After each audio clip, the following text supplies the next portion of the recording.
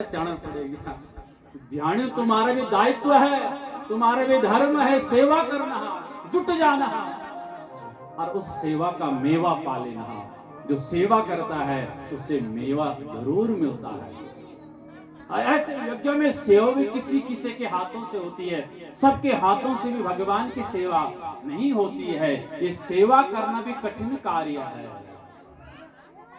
सेवा धर्म कठिन जग जाना, सेवा धर्म कठिन जग जाना, सेवा धर्म कठिन जग जाना, सेवा धर्म कठिन जग जाना। आगम निगम पुराण बखाना, आगम निगम पुराण बखाना। आगम मने शास्त्र, निगम मने वेद। पुराणों में, वेदों में, शास्त्रों में सेवा धर्म की महिमा बताई है। सेवा धर्म परम गहना योगी नाम मप्यगम्य। ये गहना है आपके पास में। जितनी आप सेवा करोगे उतना आपको मेवा मिलेगा। आप माई का आई है तो माई का नाम ध्यान है, आप जजमान बनी है तो आपका भी दायित्व है। सुबह से बहनें आई होगी, मंडप की सफाई की होगी, झाड़ू लगाया होगा, लेकिन अन्य जो भी काम है, रोटी बनाने का काम है, बर्तन धुलने के काम है, वो भी अपने हाथों से कर लेना। सफाई, स्वच्छता, स्वच्छ भारत, एक नेक भारत की कल्पना करके यज्ञ में स्वच्छता होनी चाहिए। मंडप भी चकाचक होना चाहिए, मंडप में चार चांद होने चाहिए, लगे कोई आ रहा है, मंडप साफ है, स्वच्छता है। स्वच्छता की पहली निशानी है, स्वच्छता होनी चाहिए।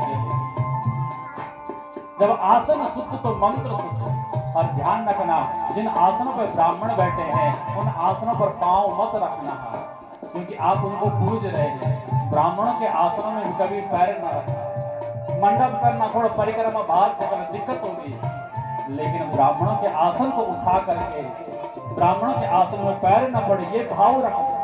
क्योंकि जहां पर वो ब्राह्मण पाठ कर रहे हैं, पूजन कर रहे हैं, जाप कर रहे हैं, वो आसन गंदे पांव से गंदा न हो। इसलिए स्वच्छता का ध्यान जरूर रखना। और ये सेवा करना, सेवा धर्म। इसलिए आने वाले को आने दो और जाने वाले को जाने दो। केवल एक टक हो करके उस माँ की कथा सुन लो। बोले जगदम्बे मैया की। तो तीन शक्तियों माँ हमारे भीतर बैठी है।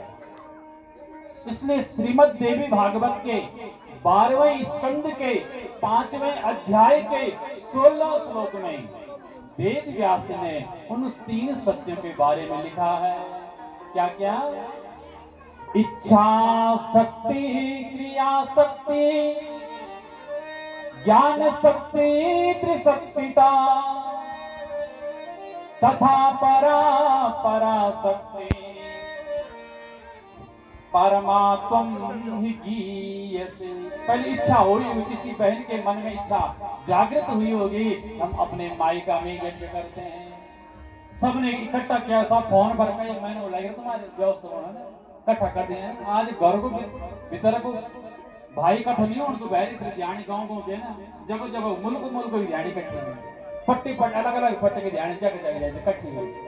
यह इच्छा शक्ति, जब आपकी इच्छा दृढ़ हुई, उस माँ ने सबके आपके अंदर एक मन बना लिया, एक विचार बना लिया और एक भाव बन गया आपका, सब आप एक हो गए।